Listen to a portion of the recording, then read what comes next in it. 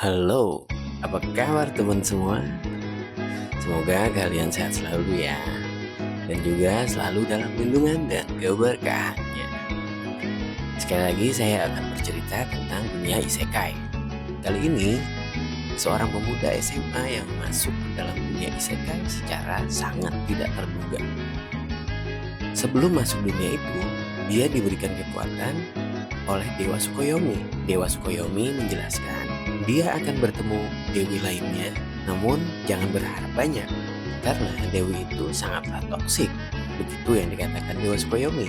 Setelah dia bertemu dengan dewi itu, benar saja karena tampangnya yang tidak cukup tampan, dewi malah menghinanya dan bukan memberi kekuatan, dewi malah memberi kutukan kepada dia. Dewi memberi kutukan dengan membuat dia tidak bisa bicara dengan manusia lainnya. Agak kasihan ya. Bagaimana ceritanya? Jadi begini.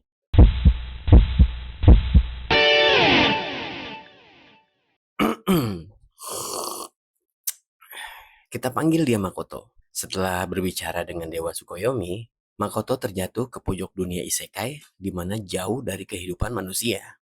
Setelah beberapa hari berjalan, akhirnya Makoto mendengar suara seorang gadis.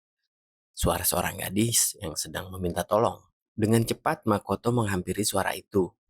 Saat itu terlihat seorang gadis orc ya, lebih tepatnya, bernama Emma, yang berhadapan dengan monster serigala berkepala dua. Dengan cekatan, Makoto langsung menghajar serigala itu. Emma yang melihat itu cukup kaget dengan cara Makoto menghabisi serigala tersebut dengan sangat brutal.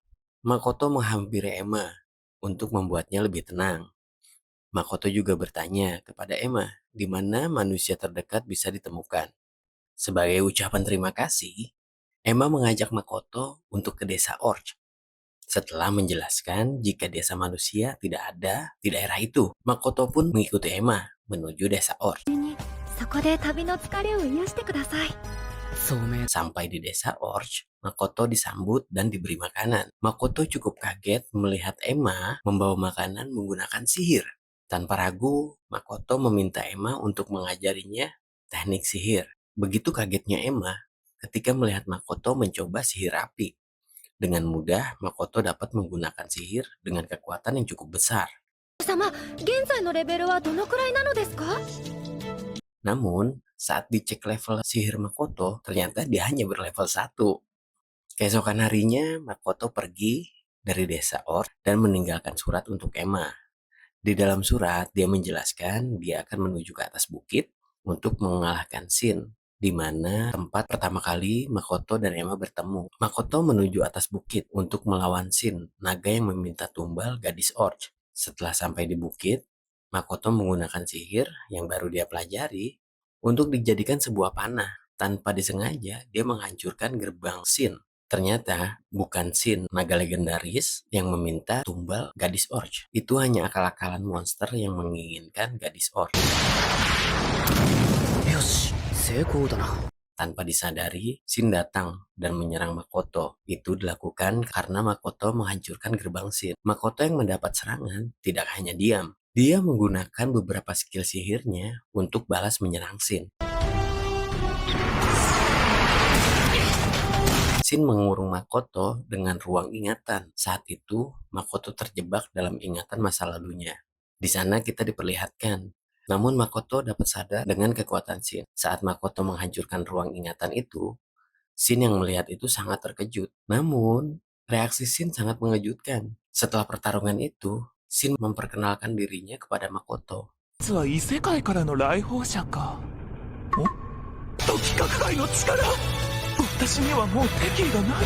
Dan meminta Makoto untuk membuat kontrak sihir kepadanya. Makoto cukup kaget melihat itu.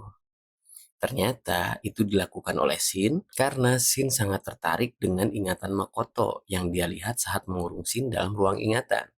Akhirnya mereka melakukan kontrak sihir. Itu membuat Shin menjadi pengikut Makoto karena ternyata Makoto sangatlah kuat jika dibandingkan dengan kekuatan Shin. Shin sangat menyukai ingatan Makoto tentang cerita samurai. Setelah itu, Shin mengajak Makoto untuk melihat ruang hampa milik Shin.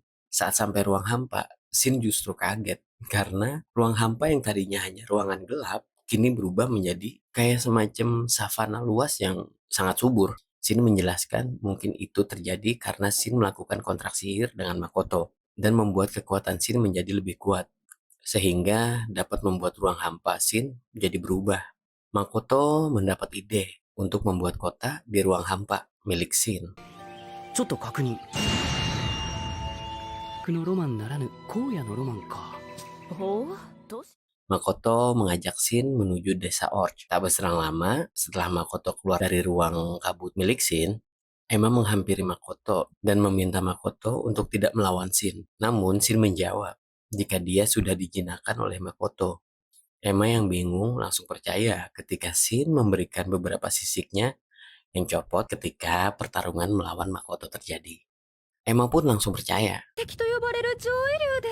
ああ、主に惚れ込んで契約した。これ本物だわ。 Setelah itu, Emma mengajak Shin dan Makoto untuk ke desa Orch. Di sana, Emma dan warga Orch berterima kasih atas bantuan Makoto menyelamatkan desa mereka. Di sisi lain, Shin menjelaskan dan mengajak warga Orch untuk tinggal di ruang kabut milik Shin. Karena Makoto ingin membuat kota di sana. Keesokan paginya terlihat seluruh warga sudah siap untuk pindah. Makoto yang melihat itu sangatlah kaget. Shin pun menjelaskan apa yang sebenarnya terjadi. Setelah menjelaskan semua dan mendengarkan keinginan warga Orch, akhirnya Makoto mengiyakan kemauan warga untuk membangun kehidupan baru di ruang kabut milik Shin. 水質、空気、環境、どれも上質。 Setelah sampai di kota kabut, para Orch langsung membuat tempat tinggal dan memulai kehidupan di sana. Di sisi lain terlihat Shin yang melihat ingatan Makoto tentang cerita samurai saat Makoto sedang belajar sihir. Setelah itu, terlihat seorang dwarf yang dikejar oleh laba-laba hitam. Di sisi lain, Makoto sedang melihat-lihat perkembangan kota yang dibuat oleh warga Orch. Di sana, Makoto membantu menyingkirkan pohon yang sulit dipindahkan oleh para Orch. Makoto juga membantu menyembuhkan Orch yang terluka. Makoto sedikit menyadari akan kemampuan sihirnya. 僕自身の体を強化。どの辺に置けば治癒の属性付与。気候の Di sisi lain, terlihat Shin yang sedang menggendong seorang dwarf yang sebelumnya terlihat sedang dikejar oleh laba-laba hitam. Tak lama kemudian, laba-laba hitam itu muncul dan menyerang. Makoto yang melihat itu menyerang dengan pisau dan sihirnya. Namun laba-laba itu mampu untuk meregenerasi tubuhnya dengan cukup cepat. Makoto kembali menyerang dengan panah sihirnya. Namun bukan musnah, laba-laba itu malah makin menyukai Makoto. Agak aneh ya. Makoto menggunakan seluruh kekuatannya untuk menyerang laba-laba hitam itu. Namun setelah itu, Makoto malah pingsan. Saat itu, Shin menghampirinya. Melihat laba-laba hitam yang sangat menyukai Makoto, Shin menyarankan kepada laba-laba hitam itu untuk membuat kontrak sihir dengan Makoto agar laba-laba hitam yang menyukai Makoto bisa terus bersama Makoto sebagai pengikutnya. ああなた最高よ。すごい。姿が変わったくらいでわからぬか。 Laba-laba hitam pun setuju dan melakukan kontrak sihir dengan Makoto. Setelah bangun, Makoto sedikit kaget dengan seorang gadis cantik yang menyapanya. Gadis itu memperkenalkan diri jika dia adalah laba-laba hitam yang sebelumnya. Makoto pun kaget melihatnya. Di samping itu, Makoto terpesona dengan kecantikan sosok laba-laba hitam itu. Setelah itu, seorang dwarf menghampiri Makoto dan mengucapkan terima kasih atas pertolongan Makoto. Dia juga meminta izin untuk bisa tinggal di kota Makoto. Makoto langsung mengizinkannya. Setelah itu, Shin menghampiri untuk meminta sesuatu kepada Makoto. Shin meminta Makoto untuk memberi nama kepada Shin dan laba-laba hitam. Akhirnya, setelah sedikit berpikir, Shin diberikan nama oleh Makoto, yaitu Tomoe. Dan laba-laba hitam kini berganti nama menjadi Miu. Dengan begitu, kekuatan Tomoe dan Miu bertambah. Mereka berdua sangat terlihat senang dengan itu. いいのじゃ。主が本当に。ますわ。ゼロに主人の属性のも。 Kali ini Makoto menghadiri pertemuan di kota yang dia bangun. Tomoe dan Miu mengajak rakyat kota untuk memilih nama panggilan untuk Makoto secara demokrasi. Anjay. Dengan begitu mereka semua setuju untuk memanggil Makoto dengan panggilan Tuan Muda. Setelah itu, seorang dwarf datang menghampiri dan bertanya tentang aturan Dewi kepada Makoto. Makoto yang mengingat Dewi mencampakkannya menjawab dengan begitu kesal. Namun dengan mendengar jawaban Makoto yang kesal kepada Dewi, ketua dwarf jadi tenang karena sebenarnya bangsa dwarf dan peraturan Dewi itu agak bertentangan. Setelah itu Tomoe dan Miu mencoba untuk memperkenalkan semua spesies yang berada di kota. Di sana Tomoe memperkenalkan rakyat kota yang sudah mulai beradaptasi di sana. Begitu juga dengan Miu yang memperkenalkan beberapa rakyatnya. Di sana ada Lizardman, ada spesies laba-laba, warp, dan udah mulai banyak. Kini kota yang dibangun Makoto makin lengkap. Makoto memutuskan untuk kembali mencari kehidupan manusia. Namun saat bertemu dengan manusia, ya dia melihat seorang gadis saat itu. Gadis itu malah lari menghindar, seakan ketakutan. 村人発見わに悲鳴を上げて逃げられた Makoto lalu melanjutkan menghampiri kota manusia, di mana arah gadis itu berlari. Namun saat sampai gerbang kota manusia, tidak disangka dia malah diserang oleh para manusia. Makoto pun mengingat, ini semua karena ulah Dewi yang mengutuknya. Akhirnya Makoto kembali ke rumahnya di desa Kabut. Makoto bercerita kepada anak buahnya bahwa dia dikutuk oleh Dewi, tidak bisa bicara dengan manusia. Setelah itu Tomoe menjelaskan bukan hanya kutukan tapi kekuatan sihir Makoto yang meluap-luap membuat Makoto terlihat seperti monster di mata manusia. わあ魔王が一体減りました。三角家長男簡単には折れん Mengetahui itu, seorang dwarf membuatkan sebuah cincin yang bisa membuat kekuatan sihir Makoto terserap. Dengan begitu, Makoto mengajak Tomoe dan Miu menuju kota untuk mencoba beradaptasi dengan manusia. Walaupun dia harus menggunakan topeng, mereka bertiga dapat dengan mudah masuk ke tengah kota. Mereka menuju kuil petualang dan mendaftar sebagai petualang. Makoto yang berbicara menggunakan sihir yang dibentuk menjadi sebuah kata-kata agak terlihat aneh di sana. Namun, para manusia bisa lebih menerima. Setelah mendengarkan penjelasan dari seorang gadis di kuil petualang, Makoto melihat sebuah mading untuk mencari misi yang cocok untuk dirinya. Di sisi lain, terlihat Miu dan Tomoe yang sedang mengukur kekuatannya dengan menggunakan kertas sihir. Di sana terlihat Tomoe yang berlevel 1302, sangat tinggi untuk ukuran manusia biasa. Namun yang mengagetkan, ternyata Miu berlevel 1500. Semua orang yang berada di sana sangat kaget melihatnya. Makoto yang melihat itu menjadi termenung sendiri. Akhirnya seorang gadis di petualang mengantarkan kepada Makoto satu buah gulungan sihir untuk mengecek berapa level sihir Makoto. Awalnya Makoto cukup berbangga diri. Dia berpikir kekuatan sihirnya sudah sedikit meningkat.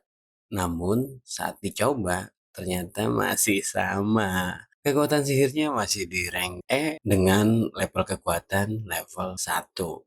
Setelah dari kuil petualang, mereka menuju ke sebuah penginapan. Di sana mereka disambut oleh seorang resepsionis. Resepsionis mengatakan berapa harga per malam di sana. Dia mengatakan harganya adalah 6 koin emas. Tomoe dan Mio yang kesal akhirnya menunjukkan kekuatannya dengan memberikan kartu petualangnya sambil menghentakkan kakinya hingga membuat lantai di sana hancur. Akhirnya dengan terpaksa resepsionis itu memberikan harga yang murah.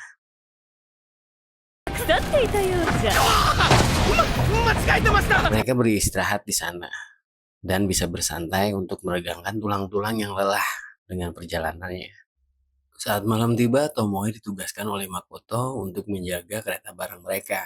Di sisi lain, terlihat Makoto dan Miu yang sedang berjalan selesai makan malam. Di sana mereka dihampiri oleh gadis kecil yang entah dari mana. Gadis itu terlihat sangat ketakutan. Namun saat Makoto mencoba untuk bertanya kepada anak kecil itu, dia malah menangis dan memeluk Makoto. Terlihat seorang laki-laki, mungkin seorang petualang yang mengintip dan melihat keadaan itu. Makoto memutuskan mengajaknya untuk ikut ke penginapan. Gadis itu memperkenalkan diri, dia bernama Rinon. Dia menceritakan kepada Makoto apa yang terjadi kepada dia dan kakaknya. Di sisi lain terlihat Tomoe yang sedang menghadapi perampok yang mencoba mendekati kereta dagang milik Makoto. Dengan gaya samurainya, Tomoe mengalahkan mereka dan menawan satu orang untuk dibawa bertemu dengan Makoto.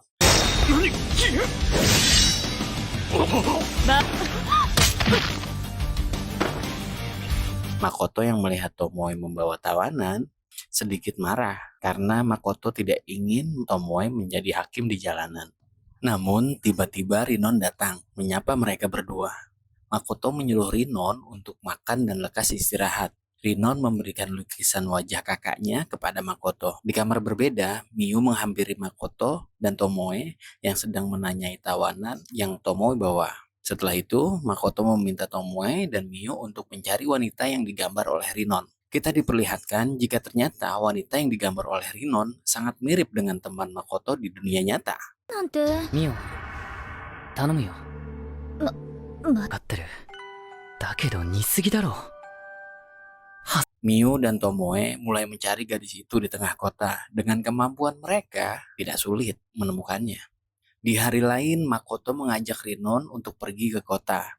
Kita diperlihatkan kilas balik kehidupan Rinon dan kakaknya sebelum mereka akhirnya berpisah. Terlihat kakak dari Rinon yang terkurung di sebuah penjara sedang meratapi hidupnya yang sedang sekarat. Dia melihat Miu dan Tomoe mendekat. Miu menggunakan sihir penyembuh agar gadis itu lekas membaik. Miu menghancurkan tembok dan mengajak gadis itu pergi. Akan tetapi, dia dihadang oleh salah satu petualang yang berkomplot untuk memeras warga di kota. Terlihat Makoto dan Ronin baru sampai di penginapan.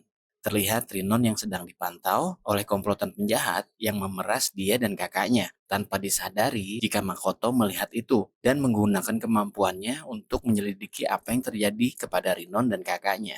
姉ちゃんの借金はチャラいい子だ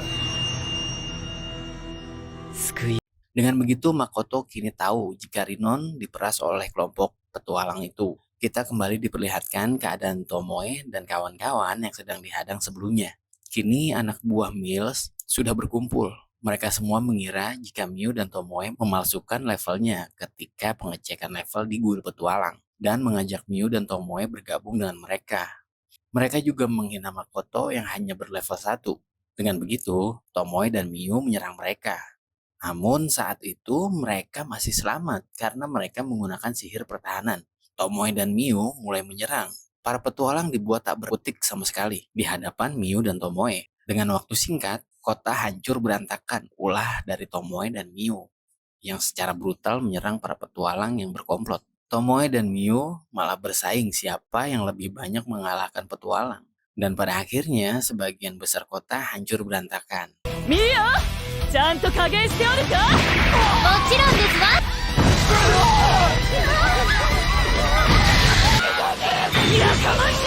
Di sana terlihat Rinon yang bertemu kembali dengan kakaknya, yaitu si Toa. Di penginapan, Rinon dan kakaknya istirahat dan tidur. Setelah itu, Makoto mengikat Miu dan Tomoe dan menghempaskan mereka dengan panah sebagai hukuman karena membuat kota hancur berantakan. Nah, lu rasain. Setelah itu, Makoto dan kawan-kawan melanjutkan perjalanan ke kota, yaitu kota Shige, karena kota sebelumnya yang sudah hancur akibat ulah Miu dan Tomoe. Mereka mendaftar kembali di Guild Petualang, namun kali ini Makoto melarang Miu dan Tomoe untuk ikut cek level mereka. Mengetahui Tomoe yang sangat menyukai kehidupan samurai, Makoto menyarankan kepada Tomoe untuk melakukan perjalanan sebagai seorang ksatria, seperti yang dilakukan banyak para samurai. 武芸を磨いたという 武者修行では行ってまいります Saat di perjalanan, mereka dihadang monster lebah. Makoto meminta Miu untuk mengalahkan itu semua. Ya, dengan cepat, monster itu dikalahkan oleh Miu. Saat akan sampai di gerbang kota, mereka kembali dihadang oleh Ruby A. Itu salah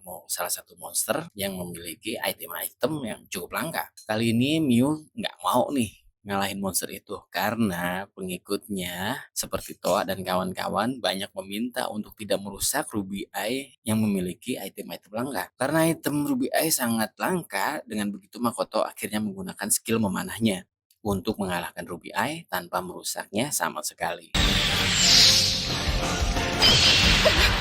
興味持たれたの一瞬 Toa dan teman-temannya langsung memisahkan item dari Ruby Eye. Akhirnya mereka sampai di kota Shige. Setelah mengambil kartu kuil dan beberapa misi, Makoto melihat ada sebuah misi khusus untuk mencari mata Ruby Eye. Makoto menghampiri Rinon dan kakaknya untuk meminta sebagian dari mata Ruby Eye yang telah dikalahkan dalam perjalanannya. Karena mereka sudah sampai di kota, akhirnya mereka melakukan pesta kecil di sebuah bar yang terlihat biasa saja sebagai pesta perpisahan. Di sana mereka banyak bercerita dan membuat mereka semua memiliki kedekatan sejak saat itu dengan Makoto. Setelah itu, Miu dan Makoto kembali ke penginapan.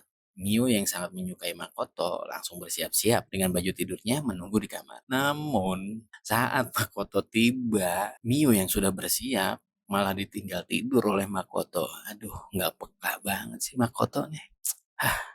ただいまお帰りなさいませ。何もなしですか？ Keesokannya, Miu dan Makoto kembali ke kota kabut atau ke kota iblis. Saat berbicara dengan Emma, Makoto diprotes karena gaya bicaranya sudah mulai berubah nih, seperti anak-anak kota alay. Emma mengingatkan jika Makoto adalah pemimpin kota. Dia berharap Makoto bisa lebih tegas ketika bicara. Makoto pun jadi salting karena itu. Keren juga nih Emma. Gadis babi. Makoto diperlihatkan perkembangan kota iblis yang sedang dalam pembangunan. Seorang dwarf menghampiri dan memberitahu beberapa pakaian yang mereka ciptakan untuk Makoto. Di sana Makoto menemukan pakaian yang memiliki kemampuan sama dengan cincin yang dipakai oleh Makoto. Namun, saat mencobanya, baju itu tidak cukup kuat karena kekuatan Makoto yang sangat besar. 1レベルで魔力を吸引されるからってもう来てる。目的変わってるし Makoto meminta dwarf untuk mengembangkan baju itu. Dwarf itu pun 目 senang 的変わってる dengan し permintaan itu. Keesokan harinya, Makoto kembali ke kota untuk mendatangi keluarga Emran yang membuat misi pencarian mata Ruby Eye. Di sana Makoto menjelaskan keinginannya untuk membuat perusahaan dagang dan menjelaskan levelnya di guild petualang yang cuma level 1. Keluarga Emran yang mengetahui jika Makoto hanya berlevel 1 sangat terkejut dan sedikit meremehkan juga kecewa dengan kemampuan Makoto. Keluarga Emran mengatakan mendapatkan mata Ruby Eye sangat sulit. Namun, belum selesai menjelaskan itu, keluarga Emran kaget ketika Makoto mengeluarkan mata Ruby Eye. これで皆さん救えますね 旦那様。 Dan segera, Tuan Emran meminta maaf atas sikapnya, karena sebelumnya sudah meremehkan Makoto. Tuan Emran juga menjelaskan untuk apa mata Ruby Eye itu akan digunakan. Mata Ruby Eye itu akan digunakan sebagai obat agar istri dan anaknya bisa sembuh dari penyakit kutukan yang dideritanya. Setelah itu, Makoto menunjuk guild dagang untuk mendaftar. Untuk mendaftar, ternyata Makoto harus melewati sebuah ujian tertulis. Namun, saat membeli buku materi ujian, Makoto cukup terkejut. Gimana enggak terkejut? Karena materi ujian yang ada di buku itu cuma sebatas seukuran soal-soal anak SD kelas 6 di dunia nyatanya Makoto. Ya, dengan begitu Makoto dengan mudah melewati ujian. 学年レベルこのくらい真面目に高校生フォルマイルミナタ Di sisi lain, terlihat Tomoe yang sedang berlatih mengalahkan banyak monster dan juga membawa ke kota kabut atau ke kota iblis untuk memasaknya di sana. Dia bawa kepiting besar tuh yang direbus. Nggak tahu tuh harganya berapa. Mahal pasti. Setelah makan kepiting, Tomoe membantu Miu yang sedang sibuk di ruang ingatan. Saat sedang melihat hasil kebun di kota kabut atau kota iblis, Tomoe menghubungi Makoto dengan telepati. Miu dan Tomoe kembali bertengkar di ruang ingatan. Makoto segera menghampiri mereka, memarahi mereka berdua. Mereka menjelaskan keadaan di ruang ingatan. 巴のやつ Tomoe-samaが持ってきた Setelah itu, mereka kembali ke kota Shige. Di sana, Makoto bertemu dengan seorang alkemis, yaitu salah satu temannya Toa, untuk membantunya membuat obat dari mata Ruby Eye untuk pengobatan anak dan istri keluarga Emran. Selanjutnya, kita diperlihatkan seorang yang kurung oleh keluarga Emran dan dialah orang yang memberi kutukan kepada anak dan istrinya. 俺の呪いは完璧だ。シオ